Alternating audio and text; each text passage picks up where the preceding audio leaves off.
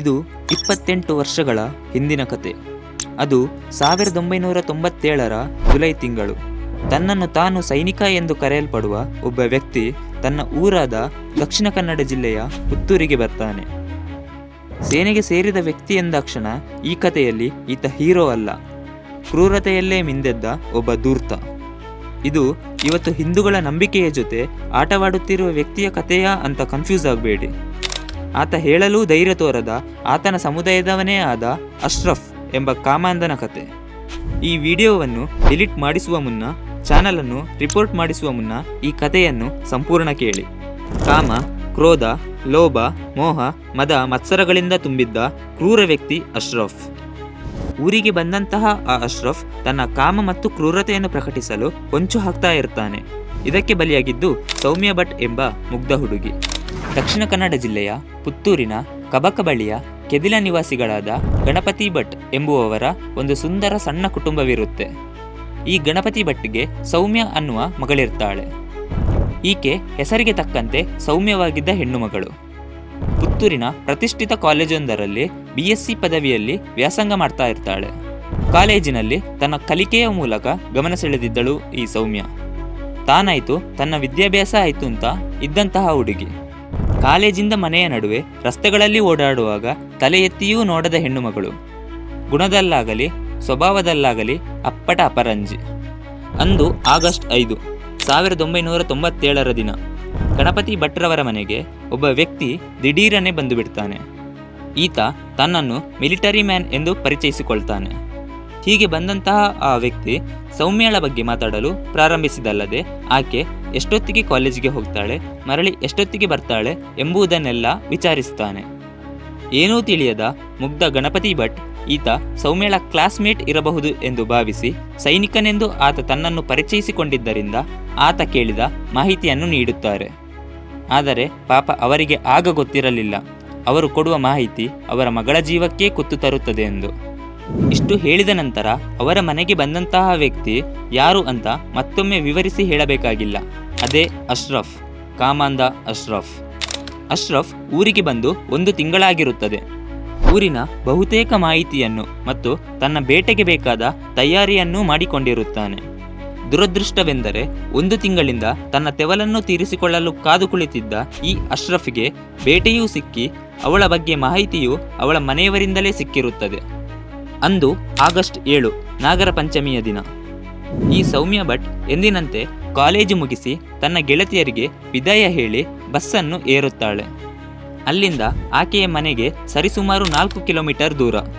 ಸಂಜೆ 5 ಗಂಟೆಗೆ ಸರಿಯಾಗಿ ಕಬಕದಲ್ಲಿ ಬಸ್ಸಿಂದ ಇಳಿದು ಕೆದಿಲಕ್ಕೆ ಹೋಗುವ ದಾರಿ ಮಧ್ಯೆ ಸಿಗುವಂತಹ ರೈಲ್ವೆ ಹಳಿಯನ್ನು ದಾಟುವ ಮೂಲಕ ಮನೆಗೆ ಪ್ರಯಾಣ ಬೆಳೆಸ್ತಾಳೆ. ಅದು ಸಹಜವಾಗಿ ನಿರ್ಜನ ಪ್ರದೇಶವಾಗಿತ್ತು. ಆದರೆ ಯಾವತ್ತೂ ಆಗದ ಕೆಟ್ಟ ಅನುಭವವೊಂದು, ಯಾರೋ ತನ್ನನ್ನು ಹಿಂಬಾಲಿಸುತ್ತಿದ್ದಾರೆ ಎಂಬ ಅರಿವು ಸೌಮ್ಯ ಭಟ್ಟಿಗೆ ಬರುತ್ತದೆ. ಅಶ್ರಫ್ ಆಕೆಯನ್ನು ಹಿಂಬಾಲಿಸುತ್ತಿರುತ್ತಾನೆ. ಹೆಜ್ಜೆಗಳು ವೇಗಗೊಳ್ಳುತ್ತದೆ. ಆದರೆ ಆಲದಗುಂಡಿ ಎಂಬ ನಿರ್ಜನ ಪ್ರದೇಶವನ್ನು ಆಕೆ ತಲುಪುತ್ತಿದ್ದಂತೆ ಕಾಮಾಂಧ ಅಶ್ರಫ್ ಸೌಮ್ಯಳ ಮೇಲೆ ಅತ್ಯಾಚಾರಕ್ಕೆ ಯತ್ನಿಸ್ತಾನೆ. ಆದರೆ ಸೌಮ್ಯ ಭಟ್ ಹೇಗೋ ಆತನಿಂದ ತಪ್ಪಿಸಿಕೊಂಡು ಸಹಾಯ ಯಾಚಿಸುತ್ತಾ ಅಲ್ಲಿಂದ ಓಡಲು ಪ್ರಾರಂಭಿಸ್ತಾಳೆ. ಆದರೆ ಕ್ರೂರಿ ಅಶ್ರಫ್ ಆಕೆಯ ಬೆಂಬಿಡದೆ ನಿರ್ಜನ ಪ್ರದೇಶದ ಲಾಭ ಪಡೆದುಕೊಂಡು ಆಕೆ ಇನ್ನು ತನಗೆ ಸಿಗುವುದಿಲ್ಲ ಎಂದು ಅರಿತು ಚಾಕುವಿನಿಂದ ಆಕೆಗೆ 20ಕ್ಕೂ ಹೆಚ್ಚು ಬಾರಿ ತಿವಿದು ಅಲ್ಲಿಂದ ಪರಾರಿಯಾಗುತ್ತಾನೆ. ನೂರಾರು ಆಸೆಗಳನ್ನು ಹೊತ್ತು ಕನಸುಗಳನ್ನು ನನಸಾಗಿಸಿಕೊಳ್ಳಬೇಕೆಂದು ಶ್ರಮ ಪಡುತ್ತಿದ್ದ ಛಲಗಾತಿಯ ಬದುಕು ದಾರುಣವಾಗಿ ಅಂತ್ಯವಾಗುತ್ತದೆ. ಕಾಮಾಂಧನ ಕ್ರೂರತೆಗೆ ಬಲಿಯಾಗುತ್ತದೆ.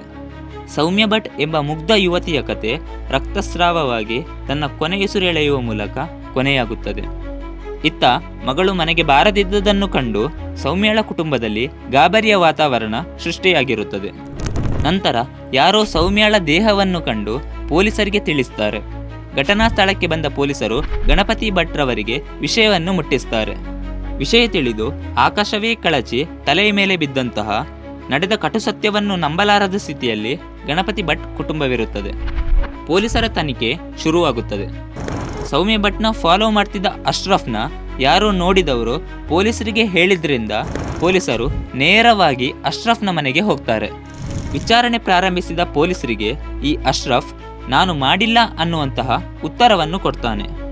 ಪೊಲೀಸರು ತನ್ನದೇ ಶೈಲಿಯಲ್ಲಿ ಮತ್ತೆ ವಿಚಾರಿಸಿದಾಗ ತಾನೇ ಕೊಂದದ್ದಾಗಿ ಬಾಯಿ ಬಿಡ್ತಾನೆ.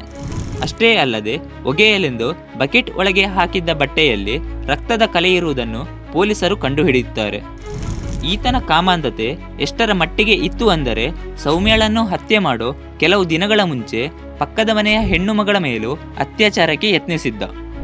ಸೌಮ್ಯ ಭಟ್ ಕೊಲೆ ಆರೋಪದ ಮೇಲೆ ಅಶ್ರಫ್ನನ್ನು ಮೈಸೂರಿನ ಹಳೆ ಜೈಲಿಗೆ ಹಾಕ್ತಾರೆ. ಇಲ್ಲಿಗೆ ಈ ಕತೆ ಮುಗಿಯೋಲ್ಲ. ಇನ್ನು ಮುಂದೆ ನಡೆದ ಘಟನೆಯೇ ಸೌಮ್ಯ ಭಟ್ಗೆ ಇಂದಿಗೂ ನ್ಯಾಯ ಸಿಗಬೇಕೆಂದು ಕೇಳೋದಕ್ಕೆ ಕಾರಣವಾಗುತ್ತೆ. ಸರಿಯಾಗಿ ಶಿಕ್ಷೆಯಾಗಿದ್ರೆ ಸೌಮ್ಯಳಿಗೆ ನ್ಯಾಯ ಸಿಕ್ಕಿದೆ ಅಂತ ಹೇಳ್ಬಹುದಿತ್ತು.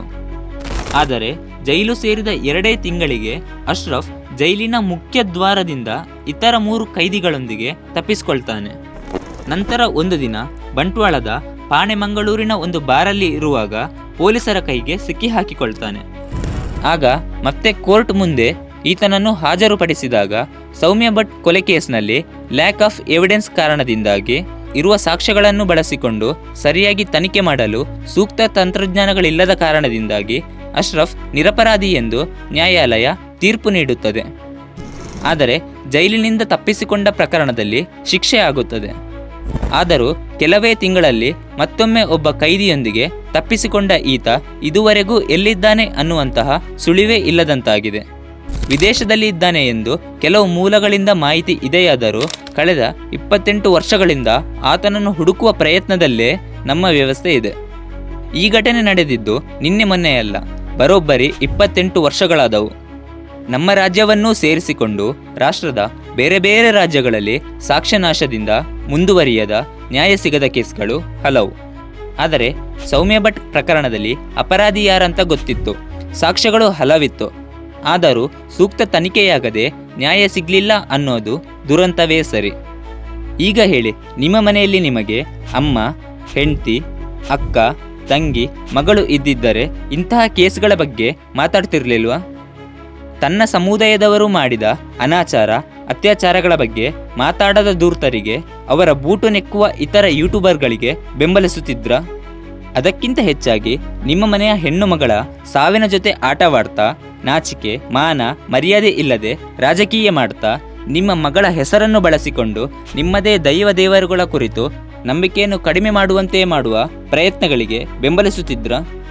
ಇಲ್ಲ ಅಂದರೆ ಈ ಹೆಣ್ಣು ಮಗಳಂತೆ ಎಲ್ಲ ಹೆಣ್ಣು ಮಕ್ಕಳಿಗೂ ನ್ಯಾಯ ಸಿಗುವಂತೆ ಮಾಡಲು ಶೇರ್ ಮಾಡಿ. ಏಕೆಂದರೆ ಎಲ್ಲ ಹೆಣ್ಣು ಮಕ್ಕಳಿಗೆ ನ್ಯಾಯ ಸಿಗಲಿ ಅಂತ ಧ್ವನಿ ಎತ್ತಲು ಧೂರ್ತರು ತಯಾರಿಲ್ಲ. ಏಕೆಂದರೆ ಅವರ ಬ್ರದರ್ಸ್ಗಳೇ ಅನೇಕ ಪ್ರಕರಣದಲ್ಲಿ ಶಾಮೀಲಾಗಿದ್ದಾರಲ್ಲ.